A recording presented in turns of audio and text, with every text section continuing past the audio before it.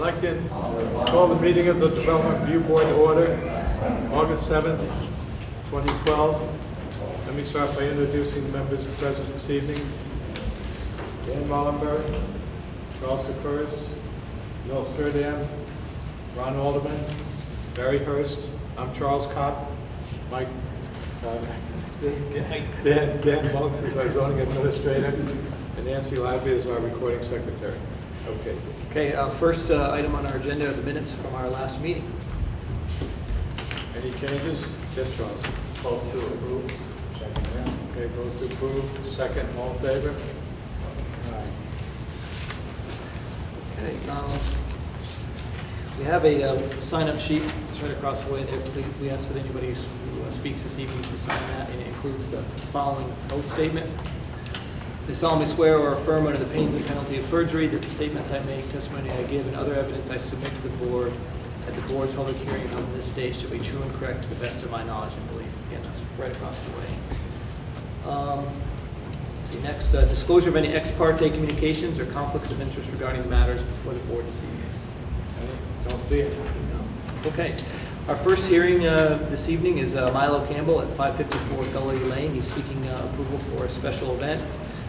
This is similar to the event that was approved in May for Muttered Day. This was preliminarily reviewed by the application review panel, and Barry Hurst, the chair of that panel, may have some comments regarding that review. We reviewed the site plan with Milo, and there's no significant changes from the Mother's Day permit, so we recommend approval. When's it going to be there? What was that? When is it? September 2nd, correct, Milo? Is that what the event? Yes, September 2nd. December 2nd? September. September 2nd. Okay, thanks. Not important, just curious.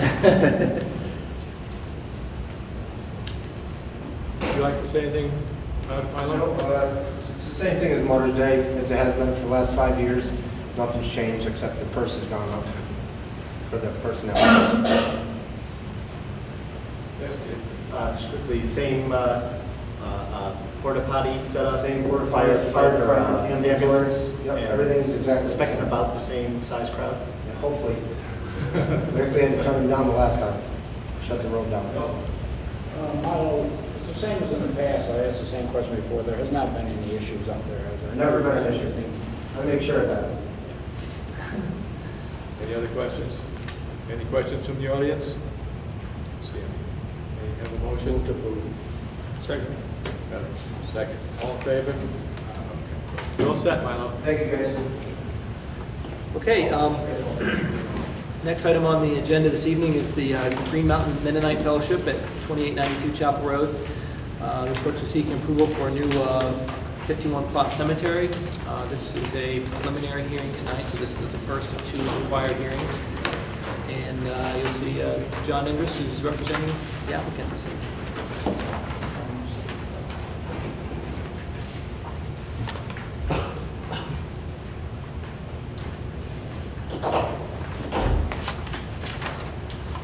Just give me a second to get set up.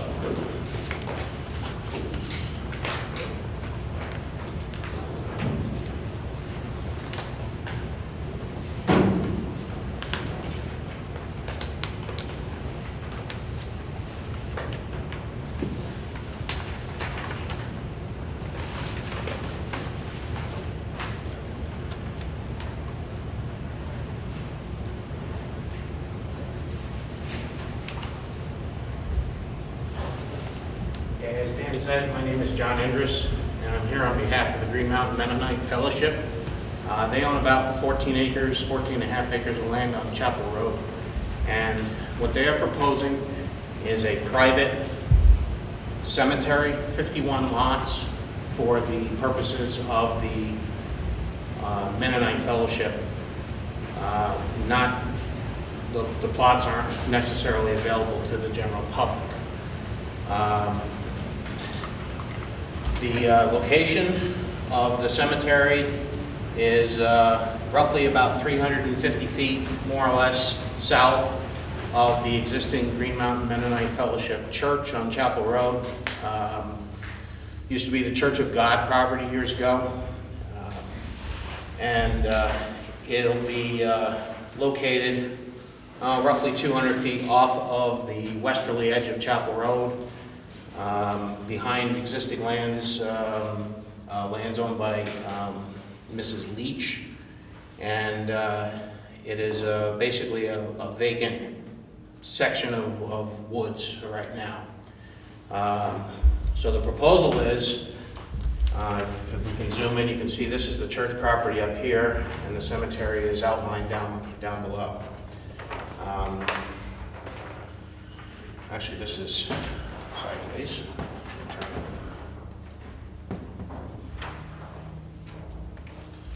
So if you can see, right now there is a narrow strip of land, somewhat irregularly shaped, that has about 25 feet of frontage on Chapel Road right now. And so the proposed access to the cemetery will be through that strip of land. According to town regulations, the first 20 feet of that access drive would be simply a 12-foot wide gravel drive.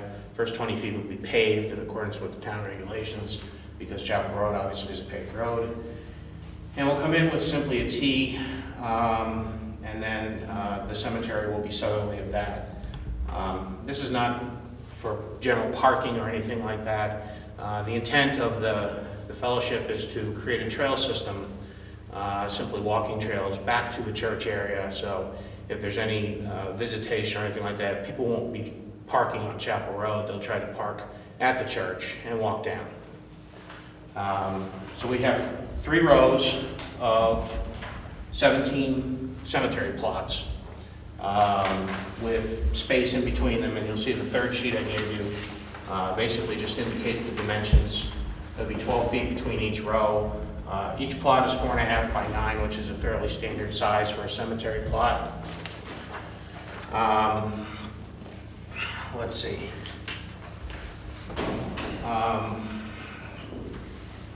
State rules, state law is pretty vague when it comes to cemetery issues. Obviously, this isn't a common thing. The various state agencies, the Department of Health, the Agency of Natural Resources, the Secretary of State, they either had no idea what to tell me as far as rules and regulations, or were of very little assistance. Almost everything having to do with cemetery law in the state of Vermont has to do with the paperwork involved in the process from life into death. Very little to do with what you do with the body afterwards. So in doing some research, what limited information is available in the state of Vermont, and some limited information from other municipalities and states, we basically came up with some, I guess you could call it guidelines or rules, which would be on the second sheet. That would be general notes in the lower left-hand corner. Basically what we're looking at is guidelines for how the cemetery is going to be physically laid out, and physical operational rules. I believe you also have a set of bylaws that were handed in along with the plans that basically are, I guess you could say, paraphrasing of some of the other local municipalities' bylaws in how the cemetery is going to be operated. So we have simple general notes. I'm not going to read them out loud. You all have them on your plans. But that's the general idea behind this. You'll notice on the first sheet that there are 4 monitor wells indicated. Back, I believe it was late last year, there were some test pits dug on the site just to show us where the water table was, if there was going to be an issue with the depth of burial. Basically what we found was fine sand and gravel material down to a depth of about 8 feet. We put monitoring wells in, and the monitoring wells were checked, and they remained dry for the entire spring monitoring season. Something we would typically do with a septic system. There are, again, no guidelines. We got no information from the State Agency of Natural Resources, and really nothing from the Department of Health. There's all kinds of information on what to do with animal carcasses, absolutely nothing on people. So this is what we're proposing, and I guess I'd invite your questions and comments. Any questions? I don't know whether this should go to Dan or to John, but this has to do with paperwork. Are these plots being sold as plots, or is the whole plot being retained on this property? The entire cemetery, the outline of the cemetery, is being retained by the Green Mountain Mennonite Fellowship. So it doesn't have to be subdivided for the plots? Correct. And the plots themselves are being transferred without monetary gain. I guess you could call it given, granted, to members of the church.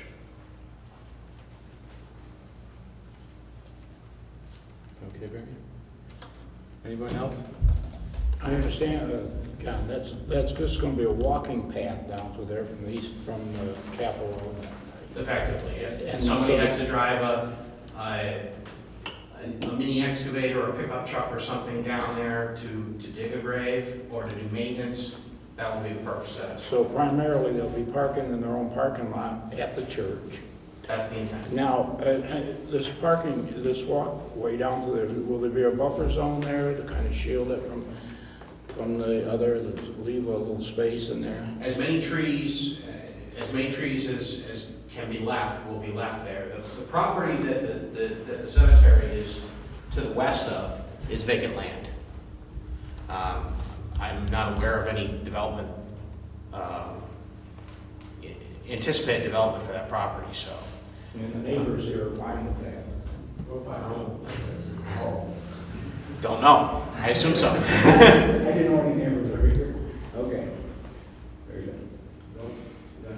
Yes, thank you. Dan, are there any regulations about markers or anything that need to be, anything that's visible? None that the town has, or apparently, I don't know, I didn't see anything in the state regulations either, which, as John mentioned, are almost non-existent.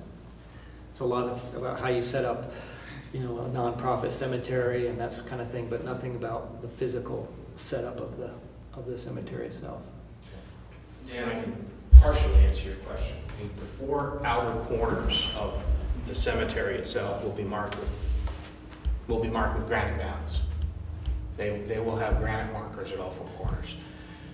And that's also going to allow the Mennonites to lay out the cemetery plots as they need them. No other fencing or anything? At this time, it's been discussed, but at this time, for the purposes of this, for the purposes of this application, It won't be visible in the Chapel Road. no, it won't. So it's down far enough, so. It may be visible if you look carefully in the middle of winter, but no, generally. John, will any of the plots have individual markers? I would assume so, yes. Just as as a typical cemetery, they would have gravestones. Ron? Well, as has been pointed out by John, and I went through the whole ordinance today, page by page. We have nothing on it except that it's allowed in a rural residential district. That's all the whole ordinance says about it. And John has said more than he has to, I think, because there's no standards. So I move we approve it. I have some questions. Oh, I'm sorry. Okay. Rescind that. John, on sheet 1, under the plan notes, Yep, number 1, should be 51 plots instead of 54. I picked that up this afternoon Okay. on the way in. I figured somebody would try to find some guys. It's 50. The other thing I have is, when I looked at the town map, you have the right-of-way marked incorrectly on here. How do you, The right-of-way goes all the way to the property lines. where are you seeing that, Charles? Right under the entrance that you have into there, On the second sheet? on the first sheet.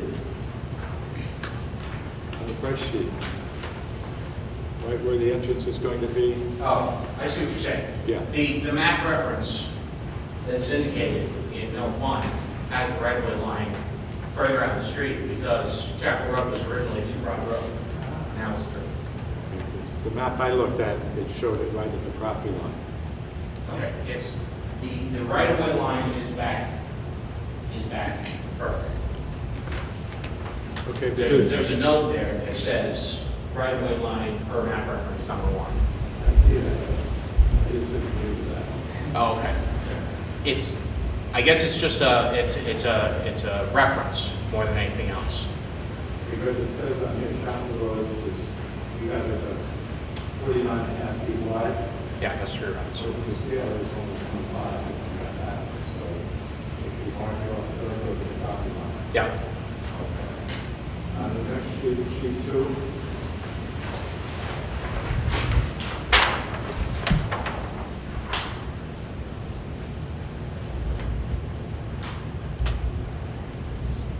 And here you show what I configured the property line all the way in by the property. And the bylaw says you have to be paved back 20 feet from the property line. 20 feet from the property line or 20 feet from the edge of the existing pavement? No, from the right of way, not from the pavement. Okay, from the So it's right just of an way. additional few feet. we'll extend it. No Okay. problem. And also you have 20-foot wide paved apron. Is that where it's at the road, or is that the whole thing? Is it 12 feet wide? It's 12 feet wide, but 20 feet deep. depth. Deep. It'll be more than 20 feet from the edge of the existing pavement back to No. 20 feet down. Now, there's a note here, says 20-foot wide paved apron. It's 12. It's 12? Mhm. Okay, you can correct that too. Well, his width is depth. It's depth is width. Width is depth. That's what he's doing. 12 feet wide, 20 feet deep. Okay. That's all I have, John. Anything else? Brian? Ready? All ready. Oh, I'm sorry. Anyone from the audience? Yes, can you come up and sign it? Please give your name. Thanks.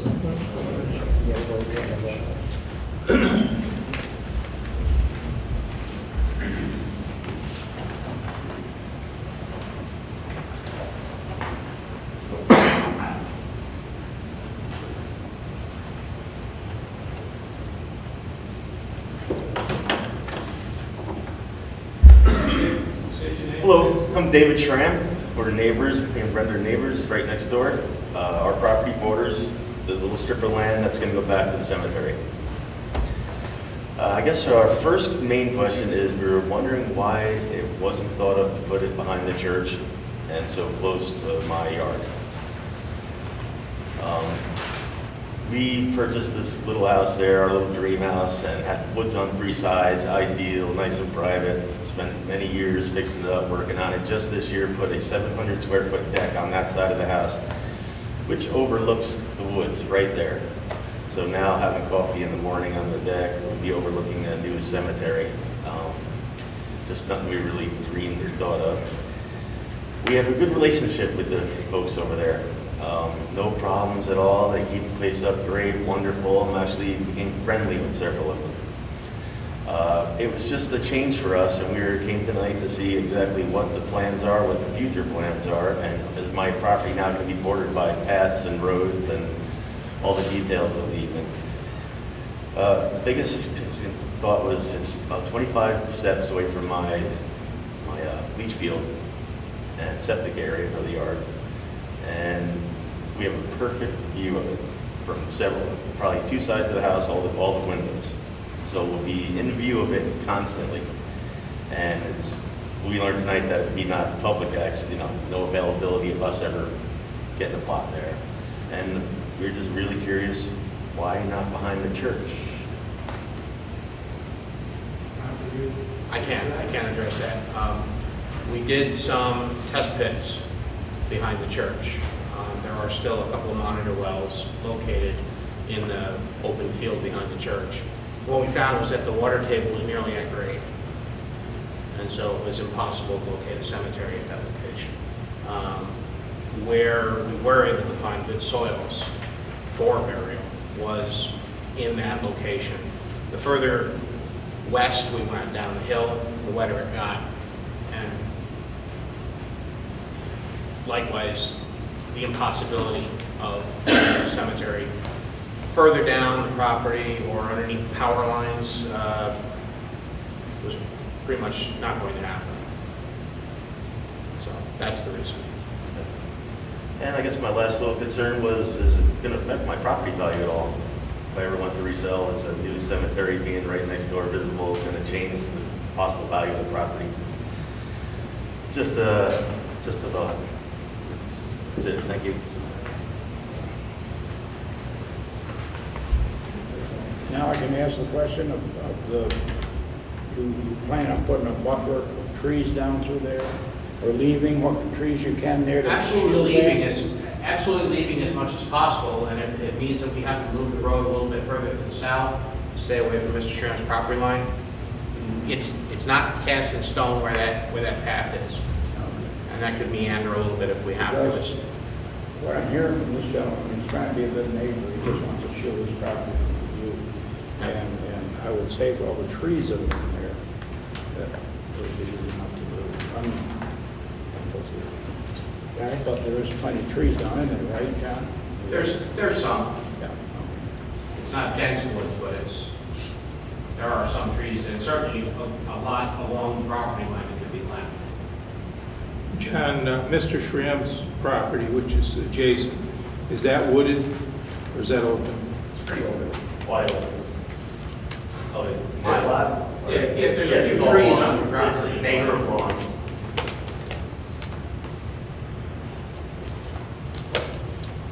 Anyone else in the audience?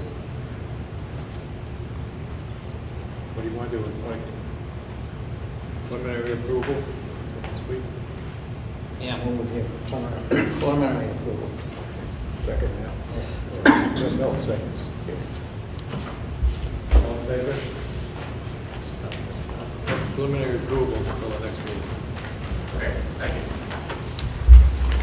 John, you just might want to note on the next plan or whatever that the road would be or path would be as far away from the Schramm's property as possible so that we protect as much buffer for them. Thank you. Okay, next hearing this evening, Southern Vermont College on 982 Mansion Drive. This is the second hearing for these folks who are seeking development plan approval for a new dormitory building on the Southern Vermont College. At the first hearing, the board did grant preliminary approval with some requests for additional information on the plans.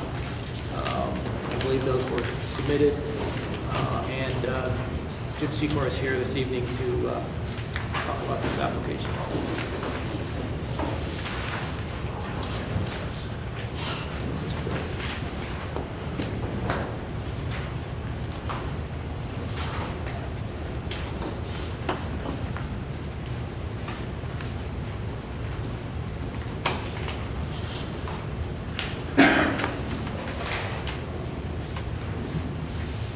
We gave the board the revised elevation prints that indicated the couple of changes that wanted to be done if we fire scale, roof slope, a couple other minor revision dates. A couple of things have changed since we were last here and presented.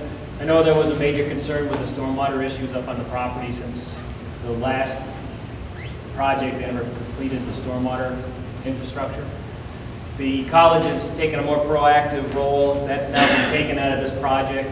They've now entered into a contract with Craig Weaver, and that infrastructure will be going in beginning next week. So we feel that's going to be online and completed prior to this project even starting. One other change, we had looked at trying to combine the water supply of the dorm and the gym and augmenting the flows to pick up this. It looks like there's some concerns that that may not be the best thing for the college, and they'd rather see a second, or fourth well drill now to pick up this. So we're going to be looking at drilling an independent well versus trying to combine those other facilities and those other two wells. Any questions? Last time, Kirsten came and asked about the wells. Was well impacted, well? We'll be monitoring his well again. We monitored during the Hunter Hall well testing. And that's fine if you want to put a permit condition in that his be one of the wells to be monitored. We will, that's not going to be a problem. We probably would do that anyhow. As a minimum, we'll be monitoring. The well's probably going to be more located on this end of the property. Now, automatically, his well's going to be in the zone. I guarantee it because I know it was when we did Hunter Hall. And we'll also be monitoring the on-site wells here. The big, one concern that did come up when we did talk with the state hydrogeologist is a large amount of wells that have been drilled on the Colgate Heights project since Jim was put in 25 years ago now. So that was another impetus to possibly look at, let's see if we can get that additional water supply closer down and out of that zone of private wells back to where there's more municipal water because there's less impacts. Exactly what's the contract, what's it gonna do? It's going to put in that, settle the stormwater detention basin and all the infrastructure affiliated with that. So everything going into it? Yep. Yep. Anyone from the audience? Okay, I'll make a motion to close the hearing. Move to deliberative session. Charles seconds. All in favor? Thank you. Dan should have an answer for you tomorrow. Great, thank you. Thank you, Jim.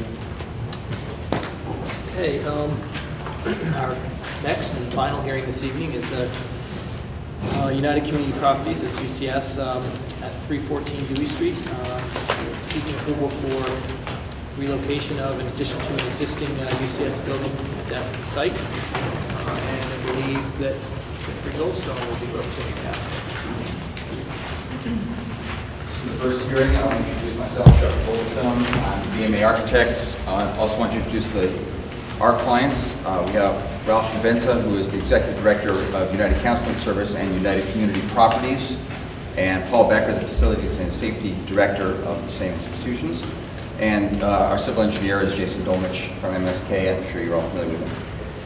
A brief introduction to the project that we're doing. We intend to relocate an existing 1928 house from its current location on the same site, approximately 60 feet to the north of its existing location, and do an approximately 4,115 square foot addition to that building for a total square footage of about 5,460. It'll be a two-story addition to an existing two-story house. The two-story house now has a basement, full basement. It will be put onto a crawl space. The addition is going to be a slab on grade. You have elevations, I believe, of the building. I have those on board as well, if there are any questions about that. In terms of the site, we do propose a new parking lot, a new paved parking lot behind the house. It will have 21 new parking places. That'll be replacing a gravel parking lot that's there now, which has, I would say, in the neighborhood of 16 parking places in it. A little hard to assess. It's unmarked. We will have vegetative screening of the lot. Most, of course, is behind the building, and we'll have screening of these revised parking places, vegetative screening between the road and the parking lot. Other site amenities, as you may see, we have a patio we're proposing in the front of the building. There's a small garden for the kids who are serviced by the programs in the building, to the south of the building. And I believe you have photometric plans showing the photometrics of the three light fixtures, or excuse me, I guess it's a total of 5 pole-mounted light fixtures. They're 27-watt LED fixtures on 15-foot poles, I believe. And the photometrics also show the lighting in the sockets of the porches and behind the building. Jason has a few comments about the site and the stormwater, and then I'd be happy to answer any questions. Hi, Jason Dolmich, MSK Engineering. Since the project's located on Dewey Brook, which is a relatively sensitive watershed, all connected in the same area as the last project we discussed, the original site build out to the south included the construction of a retention area, which is basically like an infiltration area right now. It's got no direct outlet. Since we're going to be adding about another 6,000 square feet or so of impervious to the existing impervious area, we're going to be draining this parking lot to that retention area, so we'll actually be reducing site runoff from this site directly to Dewey Brook. This site is less than 1 acre, does not require a stormwater permit, even though it is an expansion of an existing use. And since we are within the requested 50-foot setback from the edge of a stream, we're proposing to protect direct discharge to the stream by discharging the parking lot to an intermediary area, which design calculations, as was given in the report, shows that retention area will be able to hold a one-year storm event. So with that said, the goal will be, even though we're expanding impervious area on the lot, we'll be reducing runoff to the brook. Are there any specific questions? Yes? That, what you're talking where the stormwater is going to run, that's already in existence there. That's correct, it is. So it's that little area that's, Yeah, it's sort of a little weedy. It's going to need to get cleaned up a little bit to encourage continued infiltration. But based on the design calculations, it should suffice for the.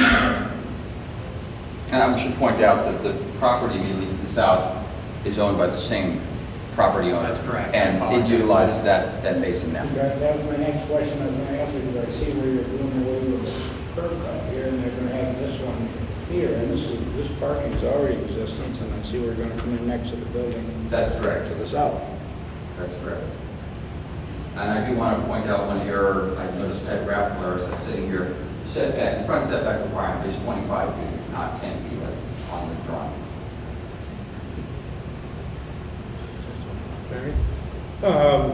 Jason, it looks like the street level is going to be the highest point on this property. Are you expecting to pick up sheet water from the street? No, there's a curve, a very well-defined curve along Dewey Street. So that will take water north down to Weeks. That's all. Any other questions? Well, I gotta assume that during construction, of course, we'll have slope retention, keep the dirt from going and then upload and so forth. We'll require them to follow the low risk guidelines, which require some. I knew that, thank you.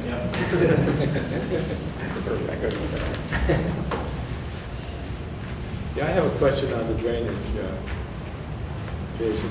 I only see one contour line on here that's marked 495. There's 496. Okay. You're looking, okay. 495, okay. Yeah. It appears in the contour lines that they go down to the stream, and therefore I think it looks like the contour lines at the north end of the lot is lower than the south end. And how are you going to get the water into the retention? Thank you for asking that. I'd be happy to explain. So what I did was, this parking lot is going to grade this way at a 2% slope, and this way at a 1% slope, with the exception of the remaining 5 feet. So what we'll show on the construction documents is a grade break 5 feet in from the edge of this parking area, where the water will flow backwards. So what will happen is, this is not a particularly large drainage area, so I'm not overly concerned with high levels of water buildup. But so the water will have a tendency of traveling in this direction and down to this pond here. So what I did conceptually at this point is to pick this as the low point of the project, and we work sort of backwards from there. The building is significantly is higher finished floor now, the existing building is, than what will be currently. So this will be a slightly lower grade than the street level here, but then it'll pick right back up. There's actually there's a fair distance. There's several feet that it travels vertically from south to north. The building will go into the retention area also right into it? So the front of the building here will not, but it's actually the amount of impervious area that's being discharged overall for the site is reduced from what's currently there. This isn't a completely virgin site. It's easier to let this area just sort of travel this way along the edge and make it to Dewey Brook. And I'm collecting basically from this edge of the rooftop over, all of this will be discharged here. Barry? I assume that you've already looked at this, but I just want to make sure. The high water level for the Dewey Brook, have you taken that into account? Not considerably. I don't, I'm not proposing to modify the existing permit. It's possible that during large flow events, I don't have any personal experience with what happens in the pond or what happens in the retention area right now. There's not a significant amount of relief between the two. Probably the worst case scenario that will happen is that if Dewey Brook if there is an overbank flow event, Dewey Brook will be here too. And there's no change from what there is now. No chance of it getting higher than the middle of the park. I'm never going to say never. It doesn't appear that it's done that before. No, not from their experience with the property right now. That there has not been significant flooding issues in this part of the parking lot. The nice thing is, this is still higher by probably 6 or 7 inches. Not a lot, but this is still higher than the top of the retention area. The whole differential between the brook and the parking lot is what? 5 So we're down, this is 495.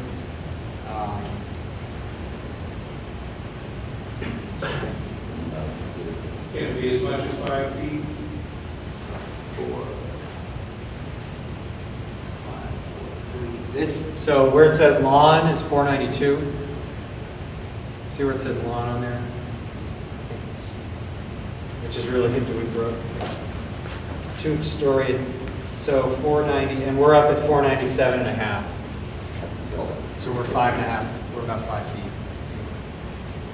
So, the entrance, that driveway, that should be one way.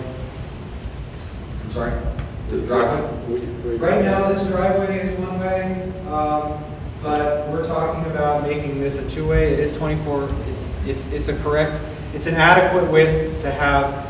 You have a full 24 feet between the backside of this parking area and the edge of the parking.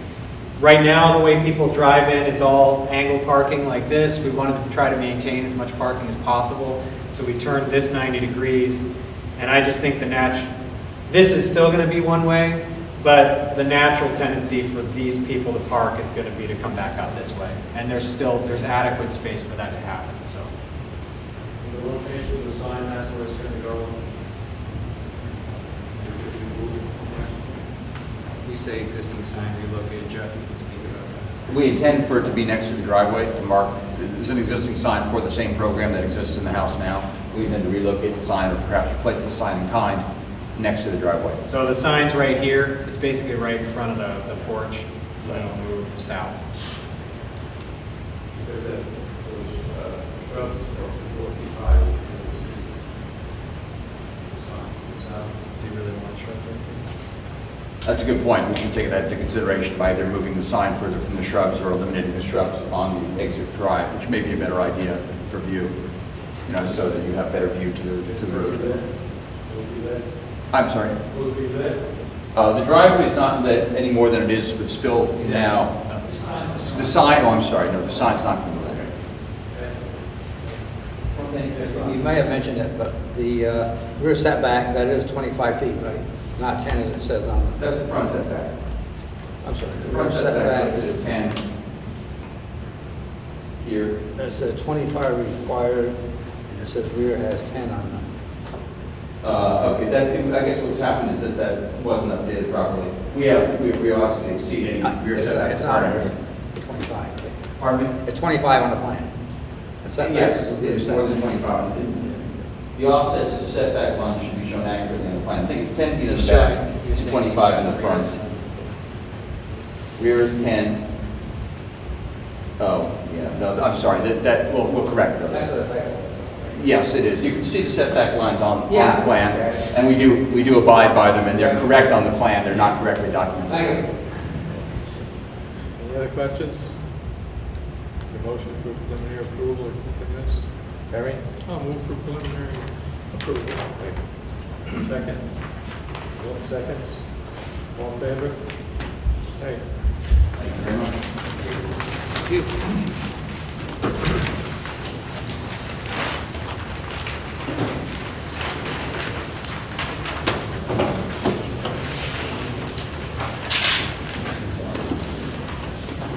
Just one piece of other business. I just want to thank Nancy for doing our minutes for us over the past months and years, that she's going to retire from minute taking, at least for a little bit. But thank you very much, Nancy. You're welcome. Appreciate it.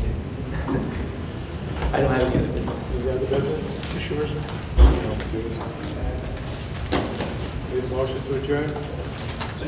Bill? Seconded. Bill, Barry seconds. All in favor?